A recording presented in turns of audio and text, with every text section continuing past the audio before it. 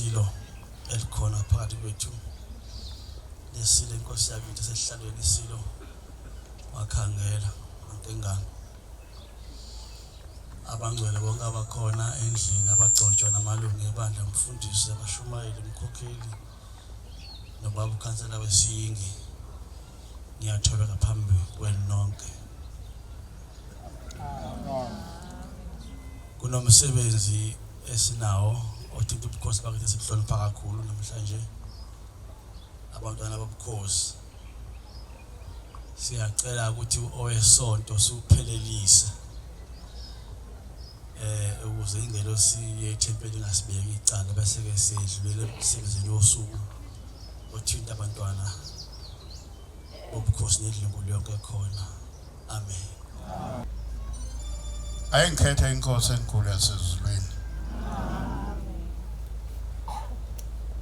bantwana benkosi enkulu UNYAZI LWEZULU umuntu mayizoqala ukukhuluma uqala dedele iqala ngoba usuke engeze ukukhuluma ngento yasemhlabeni usuke ezokhuluma ngento yasezulwini izinto esinazo emhlabeni uShembe wasuka nasezulwini kodwa kuthina lapha emhlabeni uShembe mayisayiveza ngesikhathi sakhona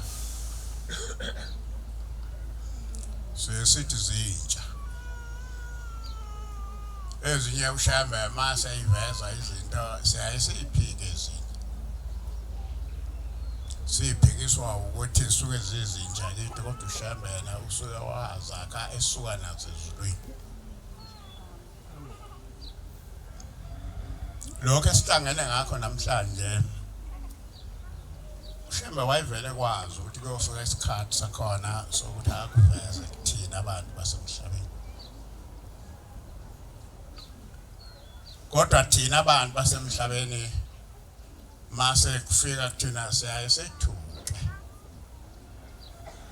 ngoba kusuke kuyinto entsha kithi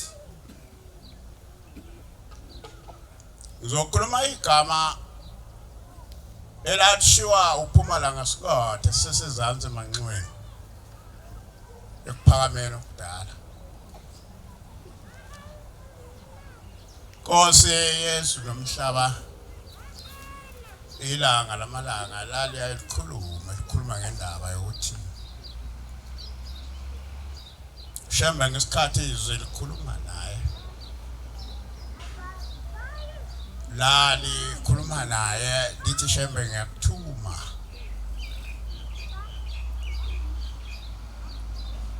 abesebuza uShembe ukuthi ungubani wena okuthumayo bese lithi izwi kuyena mina nginguNkulunkulu woyihlo noyihlo omkhulu nguNkulunkulu wamakhosi akini kwaze kwabhalwa ehlabelelweni ukhona namanje ehlabelelweni kodwa ke ngokuthi ke kwafikela kuthina abantu basemhlabeni abantu basemhlabeni uNkulunkulu wabadala wabenza bafana naye ukuthi bayozama ukuthi bacabange njengaye kodwa abantu abacabangi ngoba uNkulunkulu ngekade edala abantu wathi ngidala umuntu ngimenza umfanekiso wami manje na ke kuyekwenzeka amaphutha ke kwesinye isikhathi ukuthi sicabange sengathithisi sicabanga njengoNkulunkulu kanti asoze sacabanga kanjalo lokho okudala ukuthi ngiqale ngakho ukuthi kubalekile ngoba ikhona ukumsuka wethu ikhona futhi ukumsuka walokho kuhlangana kwethu njengoba sihlangene namhlanje kuleli langa abesingalazi sizohlangana kule ndawo esingayaziyo nabanye abangakaze bayibona abaqalayo ukuyibona bantwana benkosi ngizoqala la ngoba ngizosuke ngikulibale lokho kanti kubalekile ngiyafisa ukuqala ngakho ngoba mase ngikhuluma okunye kuyokwenzeka ukuthi igcine sekusalile kanti kubalekile ngizofisa ukubonga kakhulu ngibonge nina AMANAZARETHA ukuba khona kwenu ngoba mhlambe lelo thuba sizobe sesigijima lingabe sisatholakala ngibonga nje ukuba khona kwenu Bonge nezikhulu ezisihambele ikakhulukazi ngifisa ukuqala ngobaba ukhansela wethu sinobaba ukhansela wethu okhona la phakathi kwethu mhlawumbe ngoba ubaba wethu bengingajabula nje noma engasalitholanga ithuba ngoba uhamba asivakashele kulomuzi esikubona noma kuumuzi onganakekile nje nawe futhi uyawubona awunakekile nje nangu umshumayeli uthi right ubaba ukhansela ngizocela nje ukuthi aguqe ngoba siguqe endaweni yakhe ngoba uma kube sisemakhaya ngabe sithi siguqa endaweni yenduna noma yenkosi ngizocela nje aphakamisa isandla anibingelele. Amen. Sholo ukuthi ke kuleli thuba ke bengizama ukucacisa ukuhlangana kwethu ukuthi kusuke phi la kusuke khona sengizodedela manje ngidedele kumntwana wasendlunkulu ngisambiza ngegama bengithi uzocela igama lakhe ngithi uNtshontshe uyahlawula ke mangabe kutholakala ukuthi usebenzisa igama noma kanjani. Ngiyakhuleka kwabangcwele ngikhuleke kubantwana basendlunkulu nasezinyane lesilo indlula mithi yamakhosi.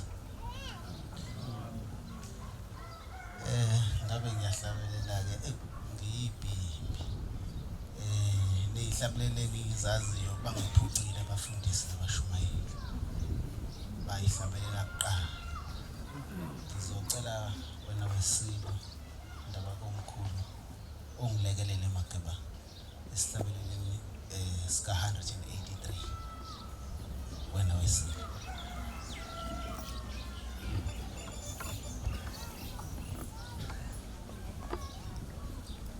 Lalela Zulu, lalela bantu bengiphethe ngezwe lethu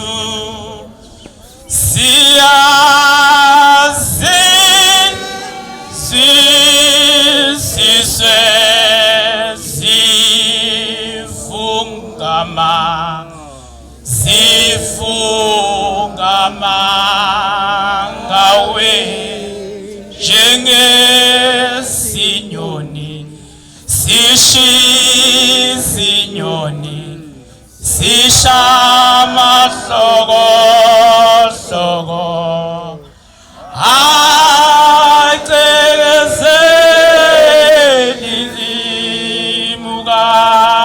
dingana no senza ngakhona ayiqedile mamo sizwa ngomnyayaza kandabuko Dabezit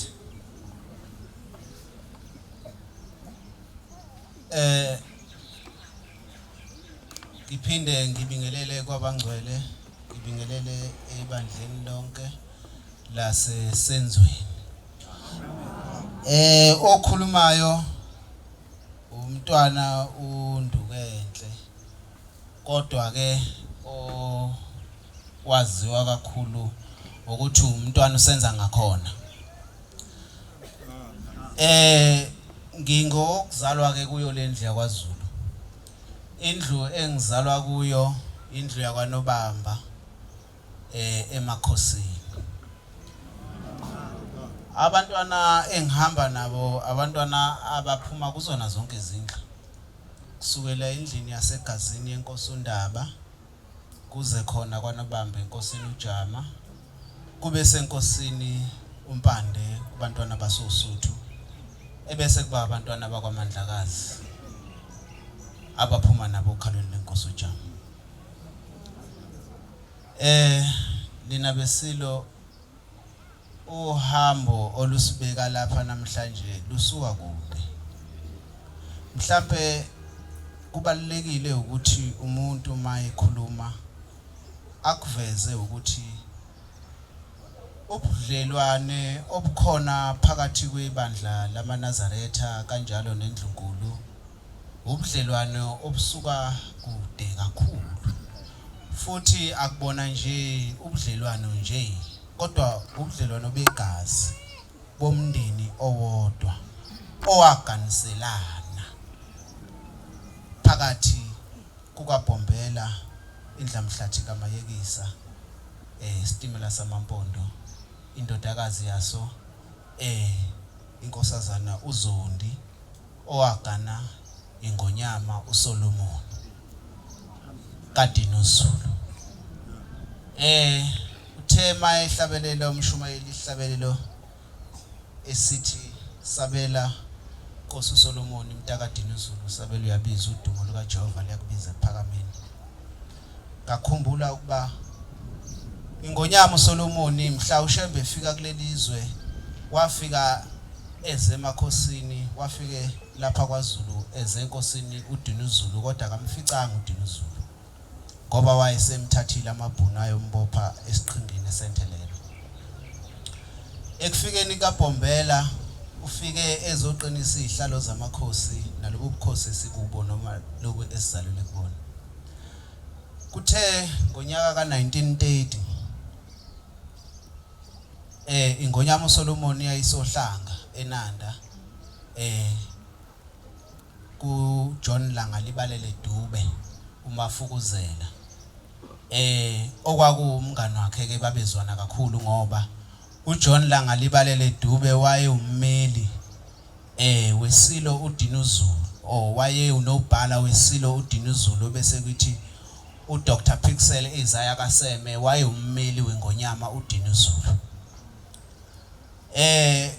usethi ke umafukuzela njengeZulu umafukuzela uJohn Langa libalele Dube mabexoxa nengonyama uSolomon ingonyama uSolomon isibuza ukuthi mabexoxa ngezwe ukuthi awu kodwa mntaka Dube izwe lami liyobuya kanjani njengoba izwe lami selathathwa ngabamhlophe na usethi ke uDube cha ikhona indoda lapha ngezansi ekuphakameni ekuthiwa uShembe okuzawucela ukuthi ukuyibone ke uzwe ukuthi mhlambe lenkulumo yokubuyiswa kwezwe ingathini yona cha ithokozele ingonyama uDinuzulu ingonyama uSolomon umaphumzana le ndaba kuthunyelwe isigijimi siye ekuphakameni siyobikela ubaba masifika bese ubaba aye alungise ethi abikele lonke ibandla ukuthi kuzingonyama akulungiswe kuhlelwe kuklinwe kube kuhle ngoba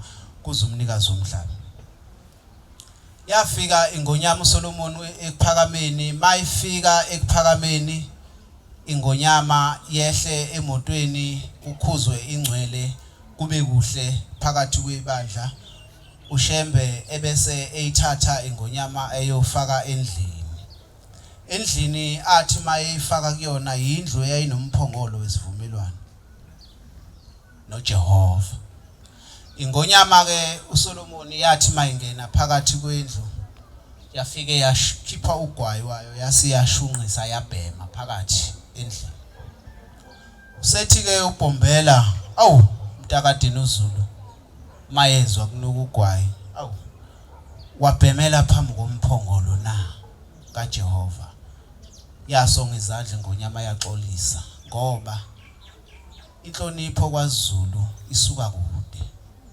kwaxolisa lokho ingonyama ngoba yayingenalo ulwazi ingonyama uSolomon kwadlula kulokho thema kudlula lapho ingonyama yashawa isiyezi waseyibamba uShembe yasibuza ngoba yayihamba namadoda amabili indoda yakwaVilakazi nenye yakwashinga kwakuthiwa uBlose yababuza ukuthi madoda niyayizwa into eyenzeka kule ndlu ngabe kwenzakalani le bathi silo kasinalo ulwazi olugcwele ukuthi kwenzakalani cha kuthi kusahleziwe kanjalo ebese esho ingonyama ukuthi ngicishe ngawa ngabanjwa uShembe kodwa ngazi ukuthi ungibone kanjani ukuthi ngizowa kuqhubeke kusahleziwe inkosi uSolomon ebese ithola ithuba ikhulume nobaba uBhombele ukuthi iyacela ukuba kube nendlela yokuthi izwe lingabuyiswa kanjani izwe lakwaZulu libuyele kuyona. Yamphendula uBhombela wathi cha Silo Ngonyama, izwe ngeke lisabuya ngomkhonto kodwa izwe seliyobuya ngentando kaJehova. Yathula iNgonyama kwasanga kusasa kusuku lwemgidi bese emgidini usebiza uBhombela isishosha esasihamba sibhuquza phansi usesibiza lapho okuhleli khona yena kanjalo neNgonyama uSolomon. Mase ifika phambi kwakhe usethi uBhombela masukume. Sesiyasukuma ke isishosha kuqhuma imisipha kuqhuma amathambo ngoba sase siphambi komnikazi wezinto zonke. Ebese yathuka iNgonyama uSolomon ibuka lezi imanga ukuthi kwenzakalani nanga umuntu obengahamba esukuma phambi kwakhe. Waphinde wabuza emveni kokubona lesi simangaliso ukuthi Shembe izwe lami liyobuya kanjani. Wathula uShembe wathula wayesethi cha akahambe inkosi iye eNdlunkulu ibuye nabanumzane bayo ephethe nabizwe bebuye beze lapha kuye kuphakameni. Nempela kwenzeka lokho. Yahamba iNgonyama yaya kwaNongoma yabuya nomntwana uGilbert yabuya noMathole inkosi yakaButhelezi eyabuya kanye nabo kwaba umyayiza kaNdabuko umntwana wakwaMinyamanzi. Bafika ekuphakameni bahlala beze kuyona inkosi uBhombela isitimela samampondo. Wathi uShembe ucela kuba enkosini lamadoda ehamba nawo ukuzizwe libuye kufanele bakhe izindlu zabo phakathi ekuphakameni bahlale ngoba yena uJehova uyobakhombisa ukuba izwe liphathwa kanjani nabantu futhi baphathwa kanjani. Abelungu izwe bayolubuyisa ngaphandle kwempi akuyokubikho impi kodwa bayolubuyisa ngokwakha kwabo izindlu phakathi ekuphakameni bese behlala khona. Ngokuthi izwe uma isilo esuke esihlele esihlalweni sibusa nabaluleki baso. Masuke sibusa sisuke sinabantu esisuke sithembele kubo abangabaluleki abanye basuke bengamakhosi abayibonisayo ukuthi lokhu kufanele noma lokhu akufanele. Ngaleyo ndlela ke wabeke esebuza kumyayiza kaNdabuko kanjalo noGilbert Zulu kuba ngabe lokho abakuzwa kusho Shembe bathini ngakho. Bashaya amakhala bakhombisa ukuthi cha abakwamukeli ukuhlala kwabo phakathi komuzi wasephakameni. Babona ukuthi cha ngathi simoshelwe isikhathi sizohlala lapha izwe linje. Okungiyena owayeliqonda kahle izwi likababa mkhulu kwaba uMathole inkosi yakaButhelezi eyathi iNgonyama nayo ayinawo amandla okuphikisana nezingcebo zenkosi ezabe seziphakamisela izwi lazo kepha sekuyoba njengoba inkosi iyobibona. Babuyela emuva kepha uShembe kabuyelanga emuva uSolomon akabuyelanga emuva yedwa wacela ukubuyela naye uShembe baye naye eNdlunkulu. Nokuyilapha athi mayifika uShembe eNdlunkulu wafike wathulwa inkosi uSolomon njengomfundisi wakhe oyofika alaphe khona amabutho akhe alaphe khona nabantwana baseNdlunkulu ngezwi. Nokulapho kokwavela khona iLindantonga umuzi waseLindantonga owathi uShembe wakhe isibhedlela saseNdlunkulu wakhe isibhedlela sabantwana lapho ukuthi noma kwenzakalani lapho abayolashwa khona. iNgonyama uSolomon yaqhubeka icela kuBhombela ukuba imganisele indodakazi yakhe kodwa uShembe akavumanga wanqaba ukuthi eganwe indodakazi uZondi ngoba babe kade benqabile omyayiza ukuba kwakhiwe indlu ekuphakameni ngoba isifiso sika Shembe wayefisa ukufezekisa umbhalo oseBhayibhelini njengendlu yakhiwa iNkosi uSolomon ithempeli alakhela uNkulunkulu noJehova ngalokho wayefuna ukufezekisa ngeNkosi uSolomon inkosi yakwaZulu ukuba kube yiyona emakhela indlu kaJehova kuleli izwe lakwaZulu. Namhlanje ke sibuka esinye isimangaliso ngoba lokho esikhuluma ngakho into eyenzeke eminyakeni eyikhulu eyidlule. Selokhu uShemba ahlangana neSilo uSolomon kuze kube namhlanje njengoba sekuhlele indlulamithi yamakhosi sibonile nomdlokombane ubekade engapheli phakathi kwaleli bandla ngoba leli bandla thina njengabantwana baseNdlunkulu noma sinje kusehlula ukukholwa kwesinye isikhathi ngoba abethu okhokho balwa izimpi eziningi kakhulu negazi lachitheka ezandleni zabo. Ngalokho ke masi phakathi kwalendlu engcwele siyakholwa ukuthi nabo okhokho bethu namakhosi asembethe azizalayo akanye nathi. Cha bantwana benkosi bengicela umama ukuthi abaqala umsebenzi wabo. Ngibingelele ubaba umfundisi, ngibingelele abashumayeli bami, ngibingelele ihamete yonke eyingcwele egameni loNyazi. Ngalomzuzu umzuzu omkhulu wenjabulo nentokozo sizokwamukela uNyazi Izinyane Lesilo siyalamukela ethempelini laseSenzweni noma osamncane kangaka kodwa kuShembe mdala. Amen.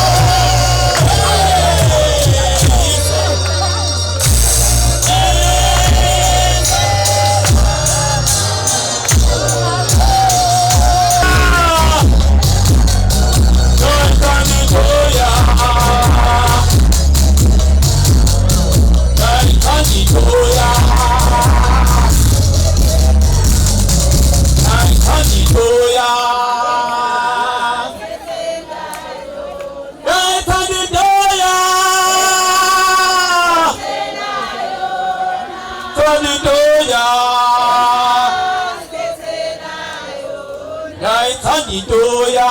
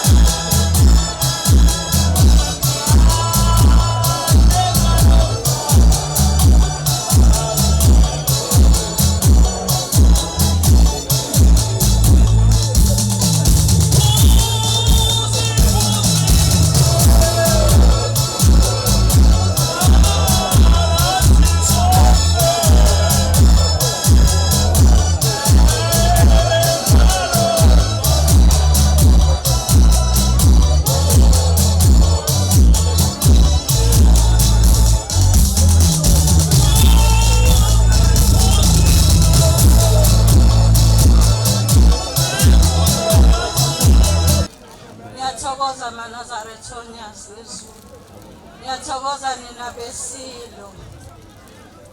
Lo mntwana oguqela phakathi kwenu Amanazaretha ingcele ethempelini lasesenzweni. Umntwana umzukulu kaMkhayiphi. Umzukulu wamakhosi asemndletsheni. Oguqela pha umntwana owahanjiswa uGombela entabeni zasemndletsheni. Ebathwele ngeqoma ebasa ebukhosini basemndletsheni. Kuthiwa okhokho bethu wayengabathola abantwana abaphaweza kushembe wazolanda abazali bami shembe wabaletha ngeqoma. Umntwana osuka ethempelini laseduma besabe ebukhosini basemndletsheni waya ebukhosini bamakhosi abona besithi kwaNongoma. UNdlunkulu uMdletshe igama engafike ngethilwa lona emakhosini akwaZulu. Kwathiwa igama nami namhlanje uNdlunkulu uMdletshe ekhaya engiphuma kulona ukwayiphethe. Ekhaya engihlala kulo kwaThembitshi. Ikhaya elikhulu likwaNongoma. Kepha ngokwandisa amakhaya isekhaya elisemtuba entabeni zakwaMpukunyoni ethempelini lasemnothweni Thempele. Ngifisa ukukuzuma nje kumhla ka-13 ngeke ngikuxoxele ukuthi ngiyeze ngoba ngiyobe ngifisa ukuzokubona ukuthi ukhona nendlela ka-14. UNdlunkulu ozokuhleli naye futhi ngeke ngize ngikuxoxele ngoba ngiyobe ngifuna ukuzokubona ndaba ezithi ukuthi lokho okuthunyiwe lapha phambi koNYAZI uyakwenza ngoba awuyizele ngoba mhlambe wabona indlu lami ithingene emanzini nawe wasuyabona ukuthi angimlandele. Wayizela wena nje uqobo lwakho Makela. Ngifisa ukusho lokhu ethempelini likaShembe ukuthi uNYAZI lizokunika into oyidingayo kodwa wena uma uzohlala phansi uthi hayi ngoba mina ngiyizinyane uNYAZI lizokuletha konke uzobe uyayikhohlisa Makela. Kufuneka uyiguqele wena uyinxusele wena ucele lo 14 nalenhloko awufuna ukuyithenga ngaleli langa ubhabhadiswa. Uthi hawu uNdlunkulu nganapa abancane kunami bakufakile lokho ekhanda nami ngicela ukuthenga ngathi cha Makela. Umkhwenyana nje uyoletha inkomo bese yokuthela ngenyongo bese yakuthola lokho. Ngeke ukuthole Makela uma uzolala wena ngosuku ka13 ulale. Ushiye indaba ezithi ipoki yakho uzolala ekhukhwini ecansini ngosuku ka14. Umkhokheli ngizothatha inamba yakhe. Ngoba okudinga uyodibana nakho ku14, okudinga uyodibana nakho kulesine Makela. Lezo lokhunjana ezimbili nje uzungageji. Ngoba ngiguqe phambi kwakho nje ingenxa ka14. Ngiguqe phambi kwakho Makela ingenxa kalosine. Nengonyama yayizela ngomphefumulo wayo. Ngiyacela Sithule Sikandaba uzuyiphathe kahle inkonzo. Uzumphathe kahle lo Shembe. Ngiyathokoza Amanazaretha ingcele. UShembe ingcele engathi engabuyisela konke lokho esenthe ngakwenza phambi kwezinyane. Ngakunye kugcwale emaphakethenani kuze kwande kaningi.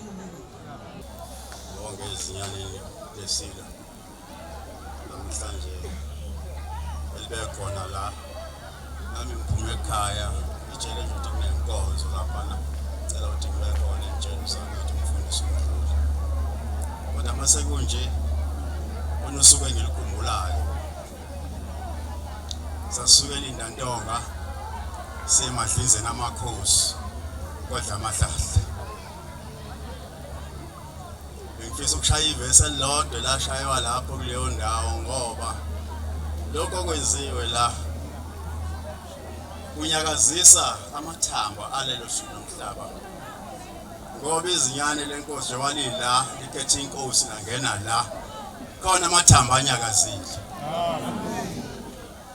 Asibingelele imbukeli omuhle webonani streaming lapho ngasekhaya sila emlazi ngaphansi kwasembumbulu ithempeli isesenzweni kuyisabatha elihle usahlezi nathi ubukele lapha ibonani streaming la bekumsebenzi omkhulu njengoba kuyisabatha la namhlanje ila ebekumukelwa khona Izinyane Lesilo ibandla lalapha esenzweni njengoba sazi sonke ukuthi ngomhla ka1 kuJulayi Izinyane Lesilo lakhetha inkosi laselibhajadiswa namhlanje ke besila elizomukelwa khona ibandla lase esenzweni ngaphansi kwamshumayeli umsomi ngaphansi kwabefundisi abathathu okungumkhize umfundisi umdluli bese kuba umfundisi umbonambi ebesinayo khona namhlanje okuhle esikubonile bemukela indlunkulu yonke yakwaZulu abantwana bonke ebebephelezele Izinyane Lesilo kuhambe kahle kakhulu abashumayeli ebebekhona umuzi wonke wasembumbulu njengoba besibona izipho ebeyiqhamuka ngaphakathi ethempelini bekhombisa injabulo nokuthakasela umsebenzi omuhle ngaphakathi muzi okukhombisa ngokusobalo ukuthi lokho bekwenzeka namhlanje uyokumukela Izinyane Lesilo elisesihlalweni igama lakhona igama lakhe okunoluthando wakwaZulu sizokhumbula ukuthi ke wabhajadiswa ebuhleni ngokwekhethelo yena yedwa namhlanje ke besila ithempeli ebelethwa khona ethempelini ngaphansi kukamshumayeli umsomi la ebemukelwa khona sibone ke okuhle kodwa esingakuphawula injabulo ebeyinkulu ikomiti nje lasembumbulu lonke kwisekhethi yakhona lenza izinto ezinhle laphatha kahle abantwana bonke nezihambeli ebezikhona la nekhansela ke lendawo la kaMthethwa belingcenye yalomcimbi noma yenkonzo yesabatha la namhlanje mbukelo omuhle webonani streaming so lokhu sithulela nje indaba ezinhle ekade zenzeka osukwini la namhlanje mina ke ngiyumntwana unhlahleni uDinizulu wakwaZulu ngikubikela ngisezabeni zokusakaza emlazi embumbulu kuyibonani streaming usekhona ke la emlazi endaweni yase noma ethempelini lasesenzweni la eduze kwami nginezinyane lesile kade sihlangane ngalo kulomuzi walapha ekhaya esenzweni ngizoke ngithatha nje lesi sikhathi ngithi ukumbuza imibuzo emibili mayelana nokuba khona kwethu la zinyane sibonge isikhathi sakho sikubingelele kuyibonani streaming mhlambe kafishane nje awutshele umbukelo webonani streaming esabukela ngasekhaya uzizwa unjani njengoba kade wamukelwa ethempelini la ekhaya ekuthiwa isesenzweni ungaphawula uthini ukumukela kwakho la ekhaya ithempeli lapha ekhaya ngijabule kakhulu angaze ngilibone uthando olungaka kuManazaretha engithemba ukuthi from now kuya phambili sizophathana kahle bangicathulise nami ngoba ngisamusha kuningi engakwazi but nje ayi ngibona uthando nje kubona olukhulu ngalohlobo xa isimanga mhlawumbe bokulindele lokho okwenziwa ibandla lala esenzweni kanye ke naManazaretha beqhamuka izinkalo zonke lokho esekubone ekumukela ngakho mhlawumbe bokulindele into efana naleyo njengoba bekusuku la namhlanje lutho bengakulindele nje kungithuse ngempela ngishawa uva bengikhakhazela nje the whole time ngingaphakathi ethempelini angikaze ngibone into nje ngeke ngakubona ususukuma usushaya umgidi kanye nabo ngesikhathi bekulethela izipho mhlambe inamuhla lo belingafani ngakusasa ukuphi nje ongasithembisa khona ngicabanga ukuthi kosheshe kubambeke hayi kuzosheshe kubambeke ngibabonile no size bami kuzokwenzeka impela ngizosheshe ngubambe siyabonga zinyane ngesikhathi sakho sephesona siyathokoza kakhulu Manazaretha ilona ke izinyane ekade sikhuluma nalo uyizwele ke mbukeli webonani streaming sibuza kabanzi ngokuba liphatheke kanjani njengoba sibonile sonke ukuthi ke umcimbi wokumamukela la enziwa ibandla lasesenzweni ukuthi uhambe ngayiphi indlela ke uyizwile ke eyibikela lapho ngasekhaya sibonge ke ithuba lokuthi uhlale nathi mina ke ngumntwana uDinizulu wakwaZulu ngibika ezindabeni zokusakaza kuyibonani streaming emlazi la eduze kwami nginomntwana usenza ngakhona okuyena obexhumanisa owenze lo msebenzi waba impumelelo obexhumanisa izinyane kanye nomshumayeli wakhona lapha ekhaya. Ngizoke ngimbuze kabanzi ukuthi lo msebenzi ongaka njoba sizwile ngaphakathi uchaza mhlambe iziphi ingqinamba obhekane nazo ukuze sigcine lo msebenzi siubone uba impumelelo. Angithokoze Mageba, ngithokoze wena Wesilo. Cha Mageba, kuningi indaba ezitha. Lokhu wena Wesilo kuyinto engakazi yaba khona. Ngaleyo ndlela akekho benakho ukuqonda ukuthi kufanele kwenziwe kanjani. Okuhlanganisa nakho nje ukubhabhadiswa kwalizinyane uzokhumbula Mageba ukuthi ukubhabhadisweni kwasisilo nakhona futhi kwakuyinto engakazi yaba khona noyakenzeka nangaphambilini. Akekho wayenokuqonda ngaphandle kwaNkulunkulu uJehova unyazi lwezulu owayazi konke. Ngaleyo ndlela kwaba kuningi wasathi masifika ebuhleni Mageba sathola ukuthi izinyane njengoba lingena Amanazaretha likwazi ungena emanzini libhabhadisa uMnazaretha ungekho. Kwaphoqa ukuthi sikhuleke kwabathungayo. Abathunga Mageba kwaze kwasekuseni bethunga ingubo ezimbili zokubhabhadiswa izinyane nazo igqoka masesethempelini. Okwaba umsebenzi ke onzima esasingawulindele ukuthi ungafanele ukuthi wenzeke ngesikhathi esincane. Cha Mageba kuningi nje ama challenges abamaningi wena Wesilo. Kodwa ngoba uNkulunkulu waye khona elokhu esihlenge njalo kungiyena wayelawula lo msebenzi ngoba sasiubikele kuyena ubaba kuyena wayebusisile. Ngiyathemba ukuthi ingakho namhlanje siubona uphetha ngalendlela ophetha ngayo ingoba wawubusiso umnikazi wawo unyazi lwezulu.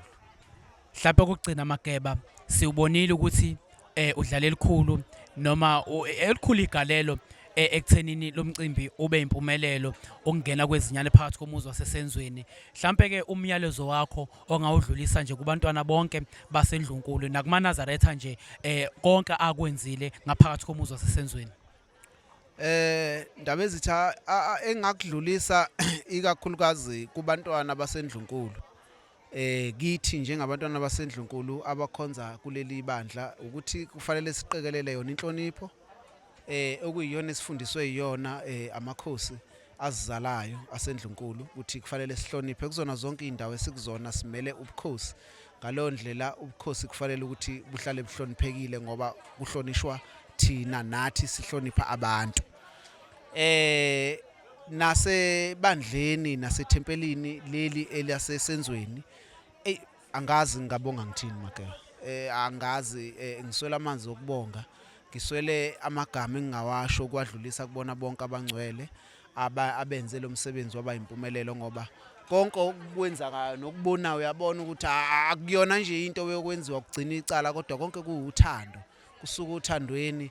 Ngaleyo ndlela wena Wesilo nathi ngaphakathi kuyasithinta enhlizweni ngoba siyalibona uthando labantu ukuthi bayithanda iNdlunkulu balijabulele futhi izinyane ukulibona.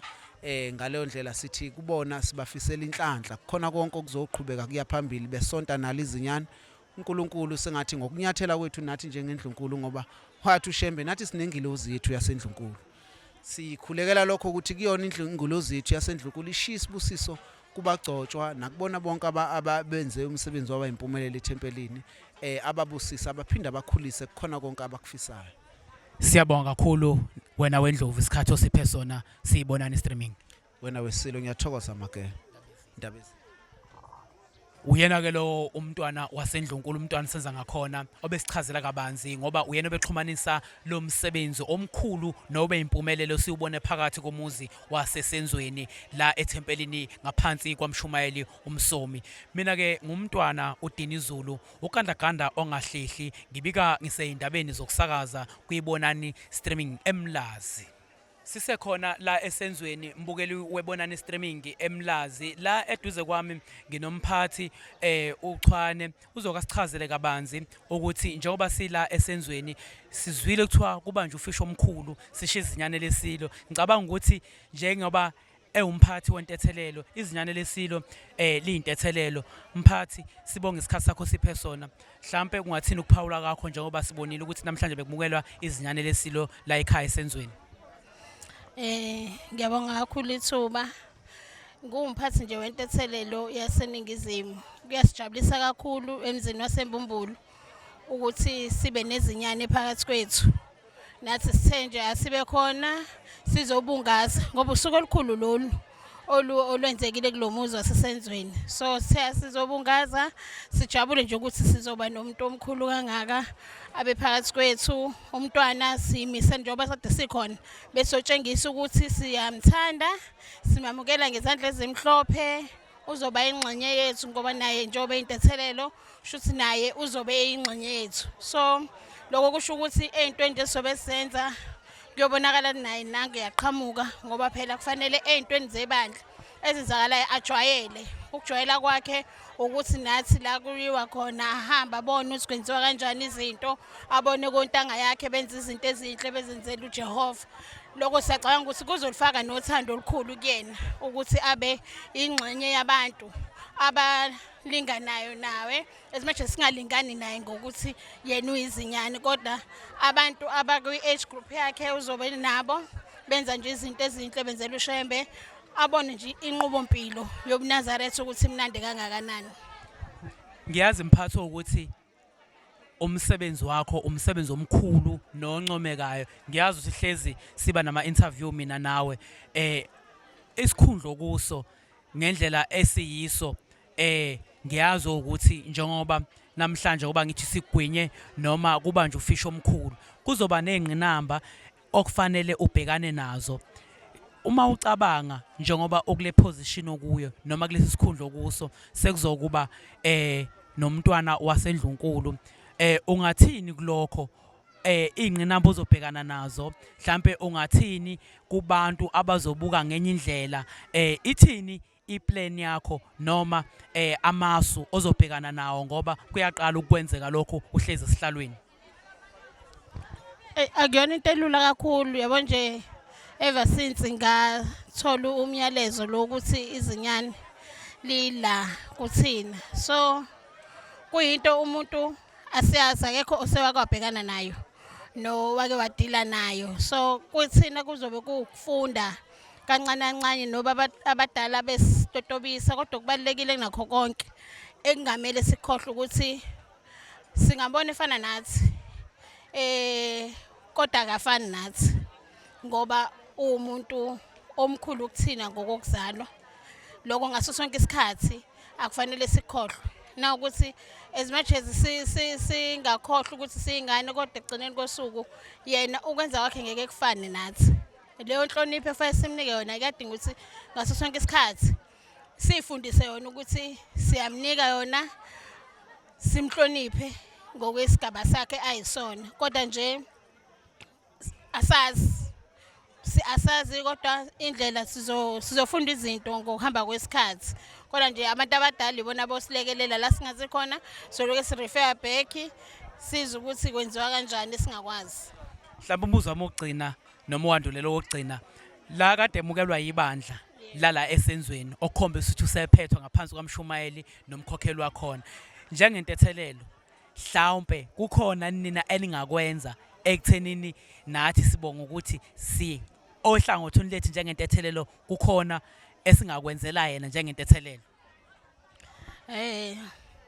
njengoba usibonile nje sivela la ngaphakathi simupha izipho lezi simphe zona njengamanje akukho enzokukhuluma ngikudalune ngeke ngikwazi ukukhipha umgodla wami ngumuntu oshana ama surprise ngeke ngisho sikhona sokwenza khona singeke sikwenze kodwa okusalayo ukuthi kuthina nje kuyinjabulo enkulu ukuthi sibe nezinyane kuyinjabulo enkulu angazi ukuthi ngayichaza kanjani ayibonaka ngeke sikwazi ukuthi siyiveze kodwa okuye nokuye ngeke ngize ngixoxe nobona ngathi nje sesintshena ukuthi nakho ke lokho siyendlunkulu mhla ka16 ngicabanga ukuthi kusele isonto leli bese kuba yilelo lo16 kukhona ama plan akhona uma engekho awekho uma ngabe khona ungasitshela la ukuthi akhona ngeke ngize ngiwadalule kodwa nje ngithi akhona yabo kunezinto ekufanele sizamukele ukuthi izikhathi ziyaguquguquka nezimo ziyaguquguquka njengamanje sinesilo esiyinazaretha ngokuphelele sibhabhadisiwe sinezinyane eliyinazaretha ngokuphelele ubhabhadisiwe So inyokeni yalonyaka ayifani neminye iminyaka. So engikusho ngithi ayifani neminye iminyaka. Kuyobonakala ngomhla ka-17. Mphathi siyabonga kakhulu kuhlezi kuyintokozo ngaso sonke isikhathi masikubiza usabele. Ngiyabonga kakhulu nami. Bonani streaming nihlale niba khona yonke indawo la khona into ezinhle zonyazi. Uyena ke umphathi wentethelelo kusuka la kuze kuyoshaya eCape Town uyena ke lapha uMachwane kade sikhuluma naye ebeka kabanzi mayelana nezinyane. Mina ke ngibonge mbukeli webonani streaming ukuba usiphe lelo so lakho libaleke ngendlela esimangaliso. Mina ke ngumntwana uDinizulu unhlahleni wakwaZulu ngibika ezindabeni zokusakaza kuyibonani streaming eMlazi.